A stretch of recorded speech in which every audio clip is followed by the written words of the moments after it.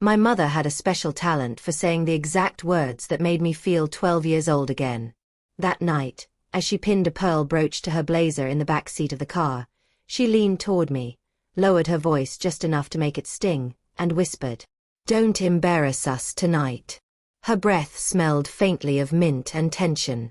Her nails, perfectly manicured, crimson red, tapped twice on my knee as if to nail the instruction into place. I forced a smile. "I wasn't planning on it." "You never plan on it," she said, straightening. That line hit harder than it should have. Never plan on it. As if embarrassment naturally bloomed around me like a weed I carried with me into every room. My dad, sitting beside her, adjusted his cufflinks and didn't look at me. He never intervened in these moments. He treated them the way some men treat summer thunderstorms, inevitable, inconvenient, and not quite worth acknowledging. The car continued down the long driveway that led toward the city's gala venue. The historic Harrington Hall, a place elegant enough to make people like my parents feel important, and intimidating enough to make people like me feel completely out of place. Which, I suppose, was precisely why they brought me. Appearances. Perfect pictures. Family symmetry. My mother's favorite game. But tonight would be different. She had no idea how different. If you'd asked my parents to describe me, they would have said things like, "She's our quiet one. She's still figuring things out. She's taking time after college. She's creative." Creative always said with that strained mix of pride and embarrassment, the tight smile that meant, we don't know how to explain her without sounding disappointed. They thought I was drifting. They thought I was fragile. They thought I was the kind of person who needed guidance, supervision, and polite shushing at formal events. What they didn't know, because they'd never actually asked, was that for the past 3 years, I had been running a tech startup with 2 friends from university. What started in a dorm basement grew into an app used by millions. We were acquired 6 months ago for more than I'll ever be comfortable saying out loud. My cut alone was $42 million before taxes. By the time I was 26, I was financially independent in a way that made choosing my own life finally possible. But freedom is strange. Even when you have it, you can still feel stuck inside the role your family wrote for you. My parents didn't know about the acquisition, or the money, or the startup, or anything beyond the surface-level updates I fed them to avoid raised eyebrows and opinions I never asked for. They thought I freelanced.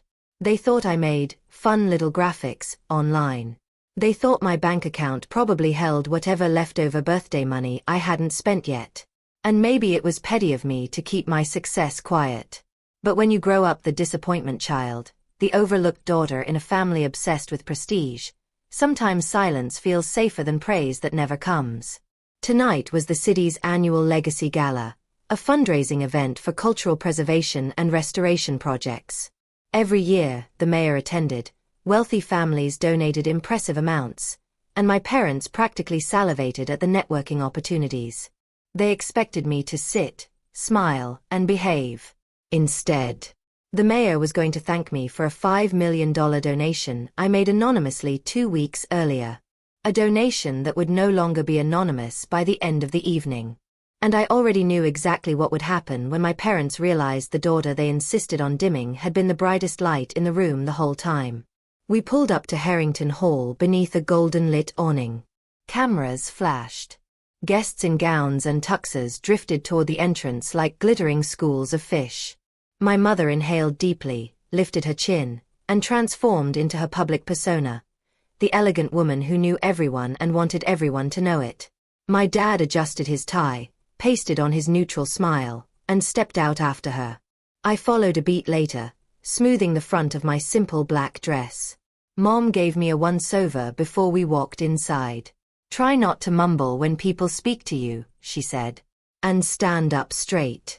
Your posture makes you look unsure of yourself." I resisted the urge to slouch just to annoy her. We entered the ballroom, and the familiar scent of expensive perfume, champagne, and polished floors hit me. Crystal chandeliers cast warm light over towering floral arrangements. A string quartet played near the staircase, their bows moving in synchronized elegance. People were already turning, greeting my parents, complimenting their outfits, laughing at stories they'd heard 100 times. And me. I was invisible unless someone needed an introduction to seem polite. My mother waved to someone across the room. "There's the Horringtons. Try not to wander off." I almost laughed. Wander off. As if I hadn't spent my entire life trying to find space where I wasn't in her way. She and my father moved toward the donors' circle, their movements practiced. I trailed behind until I spotted a quiet alcove near the balcony and gently peeled away, exhaling as soon as I was out of her immediate orbit. Freedom. For 3 minutes, maybe. I leaned against the railing overlooking the dance floor below. A few women in dazzling gowns floated past, men in tuxedos holding flutes of champagne. The whole place buzzed with the type of pride money buys and manners conceal. I scanned the room, wondering when the mayor would take the stage. Wondering how I would feel when my name echoed through this hall. Wondering how long it would take for my mother to turn that exact shade of pale pink shock I'd imagined over and over again in my head. Part of me felt guilty for anticipating it.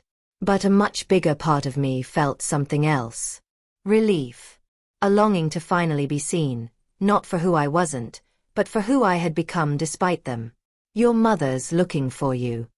I turned to see my cousin Danny approaching with a glass of sparkling water in one hand, and her eyebrows raised like she already knew the answer to her next question. "What did you do?" she asked. "Nothing," I said. "Yet." Danny snorted. She'd always been the only relative who treated me like a person instead of my parents' accessory. "Brace yourself," she said. "Aunt Meredith is in rare form tonight." "She told me not to embarrass her," I said dryly. "Classic." Danny leaned in. "I'm assuming you're going to disappoint her within the next hour?" I bit back a smile. In a manner of speaking. She studied my face. "You're planning something." "No," I said softly. "Something's already planned." Before she could pry further, a voice echoed from the stage microphone. "Ladies and gentlemen, please take your seats. Tonight's ceremony is about to begin." My heartbeat fluttered. Danny raised an eyebrow. "Oh boy." I found my seat at the table with my parents. Front row, of course. They liked to be seen. My mother glanced over with mild irritation. "Where were you? Honestly, you wander like a guest instead of part of the family." I folded my napkin neatly. I was getting water. "Well, you look flushed," she said. "Try to compose yourself." My father didn't look up from the program booklet. I felt the old familiar sting again. Quiet, persistent, dull. Then the lights dimmed. The mayor stepped onto the stage. "Good evening," he said warmly into the microphone. "Tonight we celebrate generosity, legacy, and the people who make our city a place worth preserving." Polite applause filled the room. My mother straightened, already preparing to smile at the right moments, nod at the right sentences, and pretend she was part of the upper tier she always wanted to touch. But the mayor continued. "Each year, we honor those who have contributed significantly to our cultural restoration fund. But this year, we received a gift unlike any other." The room hushed. A single anonymous donor contributed $5 million. Gasps. Whispers. My mother sat up so fast her chair squeaked. $5 million. That number didn't float casually around rooms like this. My father blinked, stunned. "Someone donated, how much?" But the mayor wasn't finished. "We reached out privately to thank the donor," he went on. "And we asked permission to acknowledge them tonight publicly." My mother gripped the edge of the table. "They're going to reveal it," she whispered. Her voice quivered with hunger. With anticipation. With the desperate hope that whoever this donor was, they'd be someone adjacent enough to make her proximity valuable. "She must be someone significant," Mom whispered. "Someone influential. Someone." But the mayor smiled and said, "Please join me in thanking this year's largest donor, a young woman whose generosity will transform our city for generations." My heart kicked hard. Claire Morgan. Silence. Then every head turned toward me. Every face. Every expression. Including my parents. My mother's jaw fell open. Slow, silent, horrified. My father blinked at me like the sound of my name didn't match my face. My cousin Danny nearly choked on her water. People at nearby tables whispered my name with a mix of confusion, awe, and disbelief. The mayor extended a hand toward me across the ballroom. "Miss Morgan," he said, smiling warmly, "would you please come to the stage?" My mother touched my arm, her hand trembling. You donated $5 million? Her voice was thin with shock. Every emotion she'd ever buried, confusion, disbelief, pride, dread, warred on her face. I stood slowly. "Yes," I said softly. "I did." And as I walked toward the stage, the ballroom spun with murmurs. People I'd known my whole life stared as if they were seeing me for the first time.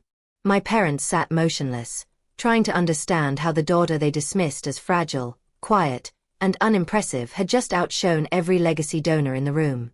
I stepped up the stairs. The mayor shook my hand. And then he said something that made my mother's world tilt even further off its axis. "Thank you, Claire, for your extraordinary generosity and your incredible success. Our city is lucky to have someone like you." Applause erupted. Camera flashes sparked. The room glowed. And my mother. Her expression was no longer shock. It was fear. Because she finally realized. I wasn't the one who embarrassed her. She'd been embarrassing herself by underestimating me for years.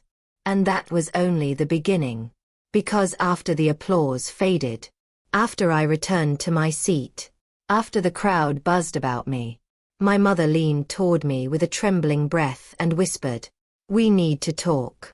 But what she didn't know was, I'd been waiting my whole life to finally talk back. When I returned to my seat after the mayor's speech, the room was buzzing, alive in a way I'd never experienced before. People stared. People whispered. People smiled politely, suddenly eager to approach me. My mother didn't smile. She didn't move. She sat perfectly still, hands knotted in her lap, her face an unreadable blend of shock, embarrassment, and something I had rarely seen in her. Uncertainty. My father swallowed hard and murmured, "5 million, Claire," as if saying the number out loud might help him believe it. But my mother leaned in very slowly and whispered, this time not with superiority or rehearsed elegance, but with trembling disbelief, "We need to talk. Now." I knew this tone. This was the voice she used right before a meltdown behind closed doors. The voice honed over years of quiet perfectionism and silent judgment.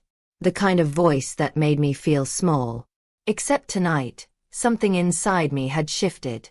Tonight, I didn't feel small at all. "Sure," I said calmly. "Let's talk after the ceremony." "No," she hissed, her nails digging into my sleeve. "We are going outside. Now." The mayor continued speaking at the front of the room, announcing other recognitions.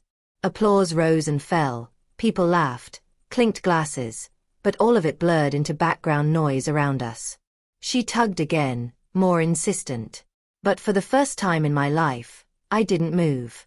I placed my hand gently over hers, the same hand that had gripped my knee in the car earlier when she whispered, "Don't embarrass us tonight." And I said quietly, "I'm not leaving in the middle of a charity ceremony. That would be disrespectful." She froze. Her eyes widened. Because she knew exactly what I was doing. Mirroring her. Matching her tone. Setting a boundary she didn't expect from me. Danny, sitting at the next table, raised her brows like she was watching a live-action soap opera. My mother's chest rose and fell sharply.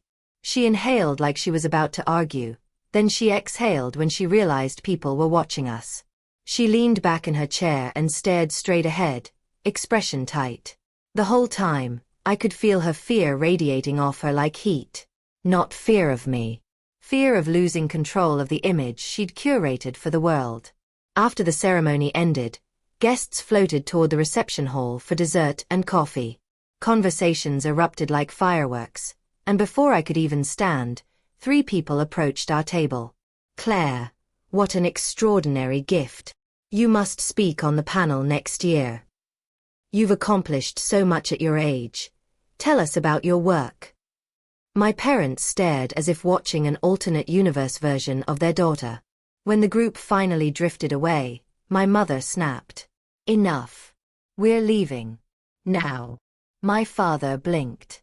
"Meredith. Not here," she said sharply. "We need privacy." I sighed and rose from my seat.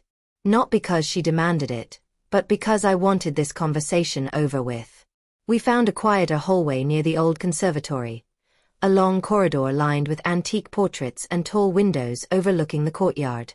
As soon as the door closed behind us, my mother began. "What?" she said in a low, controlled voice.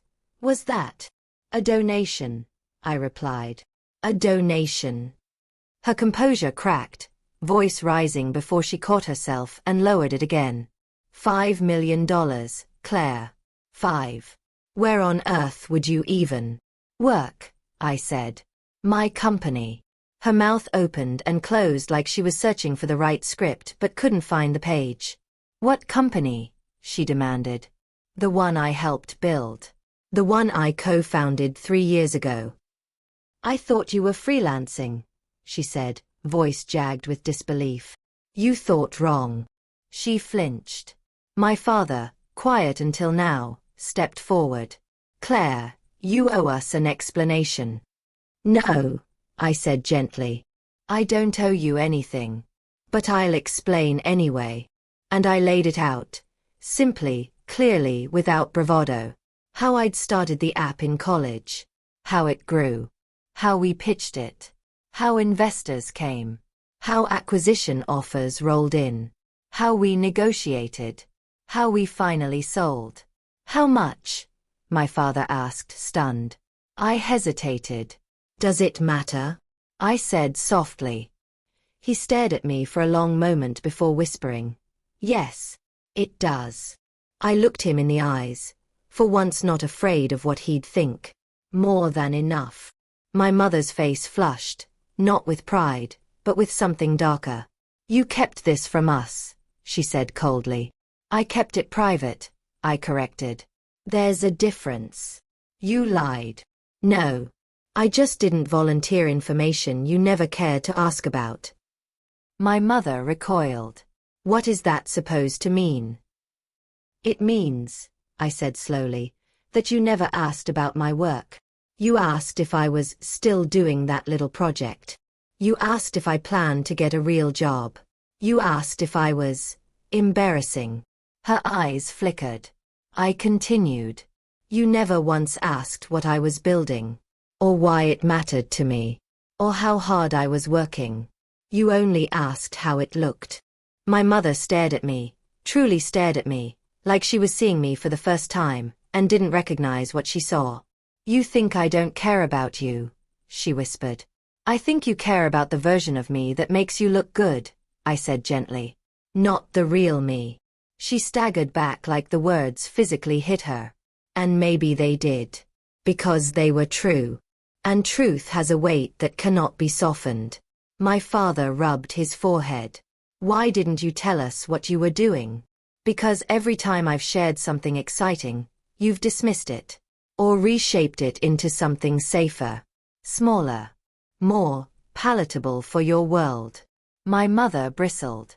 "That is not fair." "It is," I said. "You wanted me to fit your image, not my life." She looked hurt, really hurt, and for a moment I almost softened. Almost. "I didn't tell you about the company," I continued, "because I didn't want it to become another thing you critiqued or controlled." Silence fell between us. Thick. Heavy. Honest. My mother's voice cracked. "So instead you blindsided us? Publicly. You humiliated us in front of the entire city." I stared at her, bewildered. "Humiliated you? Mom, I donated $5 million to restore historic buildings. That's not embarrassing. That's..." It made us look uninformed, she snapped. Ah, there it was.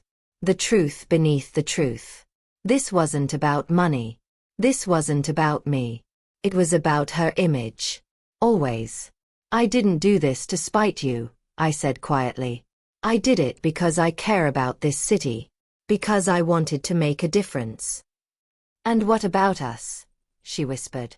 What difference do we make to you? I swallowed hard. You raised me, I said. I love you. But you don't get to define me. Not anymore. For a moment, she looked like she might cry. Then her face hardened, the familiar armor snapping back into place. You're still our daughter, she said. You can't just outgrow us without warning. I didn't outgrow you, I said softly. I grew. You stayed the same. She stared at me, stunned and furious and wounded all at once. You embarrassed us, she repeated, but her voice was barely a whisper now. You embarrassed me. I exhaled. No, Mom, I said quietly. I finally embarrassed the version of me you made up. We rejoined the reception hall in strained silence. But something unexpected happened. People didn't swarm my parents the way they usually did. They swarmed me. Donors, politicians, artists, philanthropists, reporters. Every conversation drifted toward me, not them. Every handshake, every compliment, every invitation. My mother watched it all with wide, unsettled eyes. And then, as the mayor passed near our table after dessert, he patted my shoulder warmly and said, I'm looking forward to working with you, Claire. We need more leaders like you in this city. Leaders like me. My mother froze. Her fork slipped from her hand. Something fundamental shifted in that moment, not just in her eyes, but in the space between us. She saw me, not as an extension of herself, not as a fragile disappointment, not as a shadow, but as someone whole, someone capable, someone powerful, someone she couldn't control. After the gala, the ride home was quiet.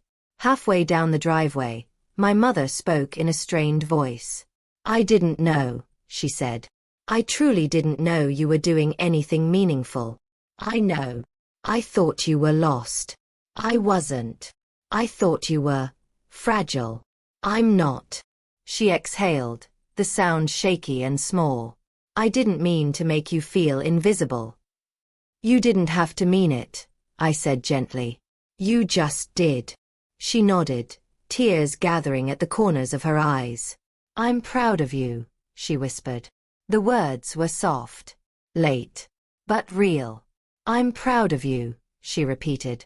I just wish I'd seen you sooner.